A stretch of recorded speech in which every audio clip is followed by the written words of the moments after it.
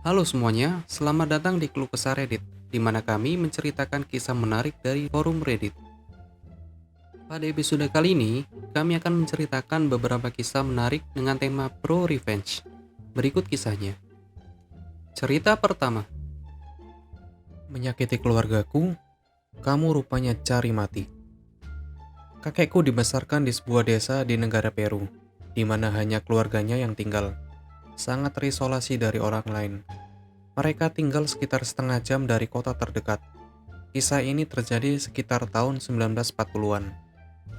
Seperti yang kalian pikirkan, semua orang dekat satu sama lain. Cerita ini tentang salah satu sepupu kakekku, sebut saja dia Mary, dan suaminya Peter. Ayah Mary pergi bekerja di ibu kota untuk sementara waktu membawa Mary bersamanya. Di sana, dia bertemu Peter, jatuh cinta, dan menikah. Mereka kembali ke kota beberapa bulan setelah mereka menikah. Mereka menyewa kamar di salon lokal. Sementara Peter bekerja dengan ayah Mary menjual barang-barang di derek tetangga untuk menghemat uang. Ternyata, Peter adalah seorang bajingan. Dia tidak hanya menipu Mary saat dia pergi bekerja, tetapi dia juga memukulinya dengan kejam ketika dia di rumah. Bahkan lebih dari yang kukira pada saat itu. Akhirnya, pemilik salon, sepupu jauh Mary, memperhatikan, kita sebut saja dia owner. Owner berbicara kepada Mary, dan setelah banyak dorongan, Mary mengakui segalanya.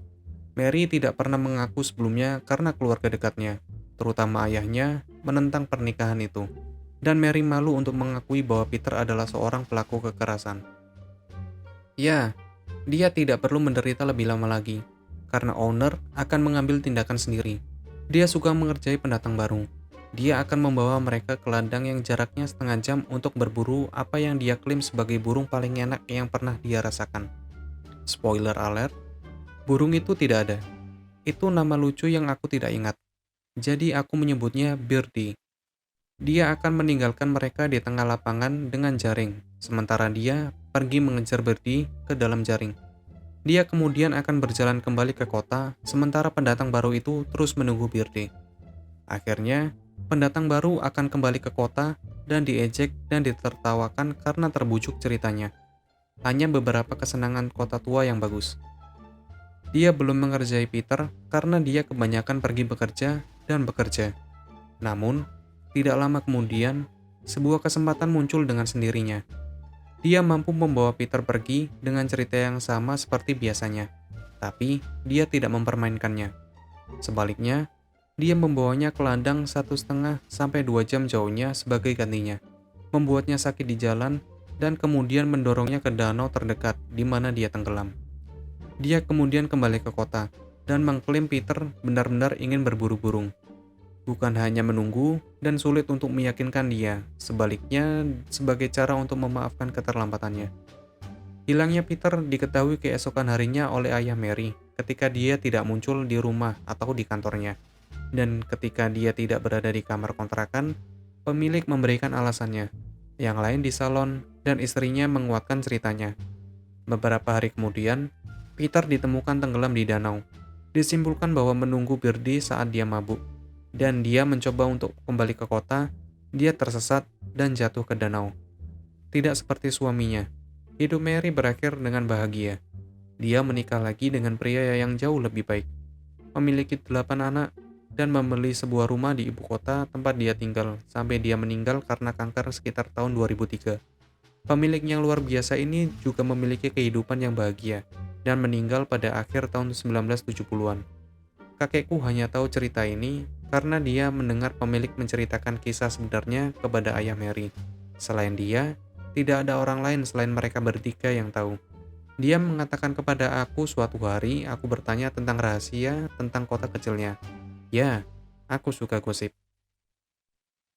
Cerita kedua, paman mengolok-olok aku karena tidak lulus SMA dan menyebut ibuku sebagai pelacur.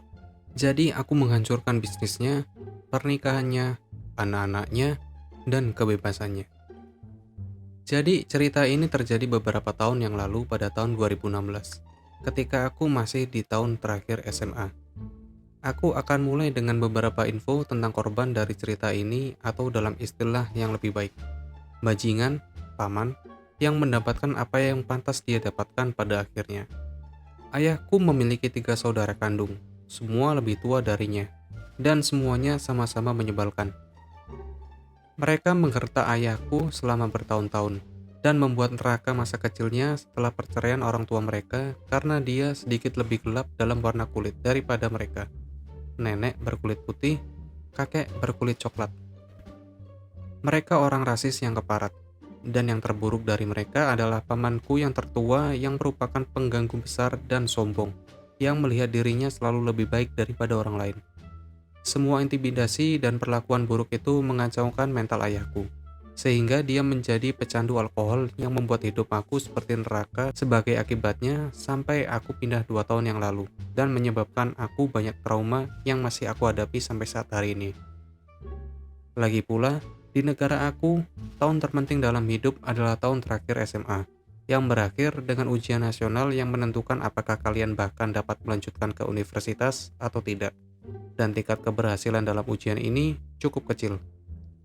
Pada dasarnya, jika kalian gagal, apakah kalian putus sekolah dan pindah ke pekerjaan bergaji rendah yang tidak akan pernah berarti apa-apa karena keadaan ekonomi negara yang buruk dan menurun?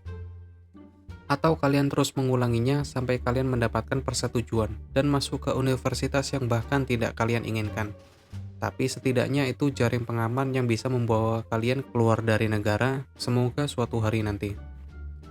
Hal-hal tidak berjalan dengan baik bagiku, karena masalah keluarga dan aku telah didiagnosis ADHD pada saat itu, menyebabkan aku banyak masalah akademik pada saat itu tanpa aku mengetahui penyebabnya, yang pada gilirannya memberiku semacam depresi.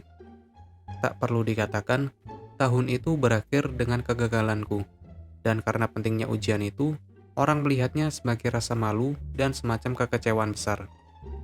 Tak perlu dikatakan, karena perkenalan yang lama, keluargaku tidak pernah memiliki hubungan dengan pamanku, terutama karena mereka memandang rendah kami, karena ayahku seorang pecandu alkohol dan kami sangat miskin, yang membuat mereka kurang memikirkan kami. Tanpa sadar, mereka telah mencuri semua yang ayahku warisi dari ayahnya, termasuk sebuah rumah dan sebidang tanah yang bisa mengangkat kami setidaknya ke tingkat kelas menengah. Terakhir kali pamanku terlihat, ketika datang mengunjungi kami 3 hari setelah kegagalan ijazahku.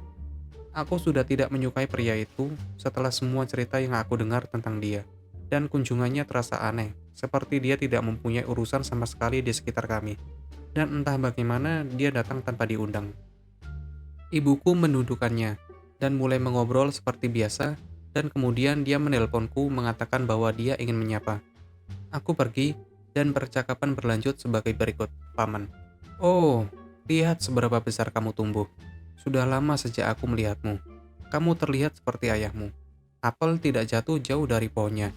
Bahkan dalam hal menjadi orang sukses yang kamu ikuti langkah kakinya. Merupakan tawa jahat yang paling keras dan sarkastik yang pernah ada. Aku, maksud paman ini apa? Paman, baik, aku mendengarkan kamu gagal sekolah SMA-mu. Menebak cabang keluarga ini pasti menjadi pihak yang kalah. Aku, kurasa lebih baik paman tutup mulutmu dan persetan. Tidak ada yang menginginkanmu di sini. Paman, tebak. Ibu pelacurmu tidak membesarkanmu dengan baik, apa yang kuharapkan dari tikus tudung sepertimu. Setelah itu, semuanya menjadi teriakan dan dia pergi. Setelah apa yang terjadi, aku marah. Untuk sementara, aku tidak bisa melupakan penghinaan, dan aku memutuskan bahwa suatu hari aku akan membalas dendam, dan aku mulai merencanakannya. Aku mencari informasi sampai aku menemukan bahwa semua bisnis dan asetnya atas nama istrinya. Dan dia pada dasarnya tidak memiliki apa-apa karena dia melakukan penipuan pajak dan merampok rekan bisnis formalnya keluar banyak uang sebelum menyatakan kebangkrutan dan mentransfer uang dan semua yang ia miliki untuk istrinya untuk menghindari pajak. Aku datang untuk menghubungi mantan karyawan yang setuju untuk bersaksi jika omong kosong ini pernah dibawa ke pengadilan karena dia adalah manusia yang brengsek dan memperlakukan mereka seperti sampah saat mereka bekerja untuknya. Maju beberapa bulan dan percayalah kalian, aku membuat akun ini hanya untuk menceritakan kisah ini, karena apa yang terjadi kemudian yang dasarnya adalah hadiah dari Tuhan yang membantu kisah ini menjadi sangat epik. Aku bahkan tidak bisa berharap untuk hasil yang lebih baik daripada ini. Dia datang ke rumah kami lagi untuk berbicara dengan ayahku karena dia ingin membuat cincin kustom emas untuk putrinya di ulang tahunnya yang ke-10. Ayahku adalah seorang penjual perhiasan. Ketika dia berada di rumah kami, dia memanggilku untuk meminjam charger HP karena HP lowbat. Dan pada saat itu, aku hampir melompat karena kegirangan. Ini adalah kesempatanku untuk mendapatkan HP-nya dan mencari-cari informasi. Mungkin aku dapat menemukan dokumen atau email apapun yang dapat digunakan nanti dalam kasus polisi saat melawan dia. Aku mengatakan kepadanya bahwa aku tidak memiliki charger, tapi aku dapat mengisi daya HP-nya dengan kabel dari laptopku. Dia tak tahu apa-apa seperti boomer. Dia memberi aku HP tanpa basa-basi. HP memiliki kode sandi, dan bertanya untuk itu terlalu mencurigakan. Jadi rencanaku untuk memeriksa emailnya sia-sia. Tapi tetap saja, aku mengeluarkan kartu SD-nya, lalu memasukkannya ke laptopku dan menyalin semua filenya, mengisi daya HP-nya, dan mengembalikannya. Dia akhirnya pergi, dan boom, aku mengunci kamar. Seketika mulai memeriksa semua file. Aku tidak menemukan apa-apa, tetapi segera setelah aku menyerah, aku menemukan file yang tersembunyi dengan beberapa video di dalamnya. Kemudian, aku mendapatkan info penting. Video Sure dia dengan wanita lain, dengan wajahnya sepenuhnya terlihat jelas seperti siang hari. Dan aku benar-benar bernyanyi untuk diriku sendiri karena kegembiraan. Membalas dendam. Selama beberapa minggu, aku membuat akun Facebook. Membuatnya terlihat seperti akun selingkuhannya. Membuat banyak akun lain yang terlihat seperti teman dan keluarga berkomentar dan berinteraksi dengannya. Setelah itu, aku menambahkan istrinya dan mengirim SMS kepadanya mengatakan bahwa aku adalah selingkuhan suaminya. Dia tidak percaya pada aku pada awalnya, sampai aku memberinya terlalu banyak info pribadi yang aku tahu tentang suaminya untuk tetap tidak mempercayaiku. Mengatakan kepada istrinya bahwa suaminya berbohong, dan mengatakan mereka bercerai dan berjanji menikah dengan aku. Dia minta untuk berbicara denganku di telepon. Meminta tolong dengan teman perempuanku untuk membantu dengan meminjamkan suaranya. Dia dihancurkan, dan aku mengiriminya rekaman video Sure sebagai bukti. Setelah itu, dia mengajukan cerai segera, dan menggugat dia untuk perselingkuhan yang mengakibatkan kehilangan hak asuh dan kunjungan untuk anak-anaknya. Istrinya mengambil semua dari pamanku, bahkan rumah dan semua uang dan aset yang mereka atas namanya. Dalam waktu semalam, dia menjadi tunawisma dengan 0 sen atas namanya. Tetapi itu tidak cukup bagiku. Aku bertemu dengan mantan mitra bisnisnya melalui seorang mantan karyawan yang sangat membenci pamanku dan menceritakan segalanya kepadanya dan bahwa mantan karyawannya bersedia bersaksi melawan dia di pengadilan dan dia setuju untuk mengajukan gugatan hukum. Cerita di atas datang ketika mantan istrinya bersaksi bahwa pamanku mengancam keselamatannya dan keselamatan anak-anaknya jika dia tidak membiarkan pamanku meletakkan aset atas namanya. Dengan paksa dan benar-benar mengeluarkan rekaman telepon yang dia miliki tentang pamanku yang kasar, dan pamanku mengatakan bahwa dia akan membunuh mereka semua jika mantan istrinya tidak menurutinya. Pada dasarnya, menggunakannya sebagai alat penghindaran bacak dan bahwa dia takut menggunakan ini karena ketakutannya akan keselamatan anak-anaknya. Karena kasus perceraian mereka sebelumnya, hakim tidak perlu mendengarkan ceritanya lagi bahwa pria itu langsung dihukum 15 tahun penjara begitu cepat, sehingga pamanku bahkan tidak bisa memahami apa yang terjadi sebelum dia menuju penjara. Dia tidak akan pernah melihat keluarganya lagi. Dia tidak akan pernah mendapatkan kembali kekayaannya. Hanya untuk memberi beberapa penghinaan lagi untuk pamanku, aku mengunjunginya setahun yang lalu, dan aku hanya mengatakan satu kalimat. Ini tidak akan pernah terjadi jika kamu tidak menyebut aku pecundang, paman, dan pergi. Raut wajahnya saat dia mulai memahami apa yang sedang terjadi menyembuhkan depresiku. Aku tidak pernah menceritakan keterlibatanku dalam cerita ini kepada satu jiwa, kecuali adik perempuanku, teman perempuanku yang membantu aku, dan sekarang kalian, wahai penonton.